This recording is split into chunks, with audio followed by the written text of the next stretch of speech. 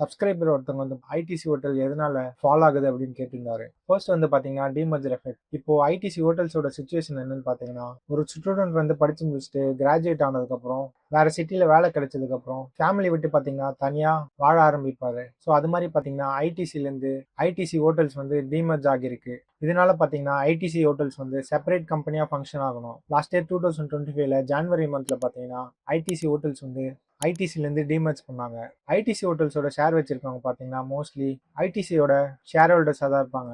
அவங்களுக்கு வந்து பாத்தீங்கன்னா ஜீரோ காஸ்ட்ல கிடைச்சது. ஐடிசி ஹோட்டல்ஸை விற்கும் போது பெட்டர் ப்ராஃபிட் மார்ஜின் கிடைக்கும். ஸோ ஐடிசி ஹோட்டல்ஸோட ஷேர் கிடைச்சவங்க எல்லாமே பாத்தீங்கன்னா ஹோட்டல் செக்டர்ல இன்வெஸ்ட் பண்ற அளவுக்கு ஃபெமிலியரா இருக்க மாட்டாங்க. ஸோ அவங்க வந்து பாத்தீங்கன்னா ஐடிசி ஹோட்டல்ஸோட ஷேர் செல் பண்ணிட்டு அவங்களுக்கு தெரிஞ்ச ஃபெமிலியர் செக்டரான FMCG, banking, IT or automobile செக்டர்ல இன்வெஸ்ட் பண்ண ஆரம்பிப்பாங்க.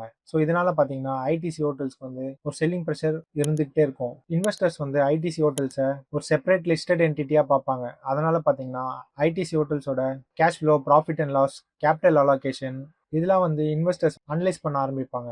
ஐடிசி ஹோட்டல்ஸ் வந்து நல்லா பெர்ஃபார்ம் பண்ணும்போது தான் இன்வெஸ்டர்ஸ்க்கு வந்து கான்ஃபிடென்ட் வரும். அப்பதான் பாத்தீங்கன்னா ஃப்ரெஷ் ஃப்ளோ ஆஃப் ஃபண்ட்ஸ் வந்து இருக்கும். இந்த கான்ஃபிடன்ஸ் வர்றதுக்கு பாத்தீங்கன்னா மல்டிபிள் லேர்னிங் சைக்கிள் ஆகும். அது வரைக்கும் பாத்தீங்கன்னா ஐடிசி ஹோட்டல்ஸ் வந்து செல்லிங் ப்ரெஷர்ல தான் இருக்கும்.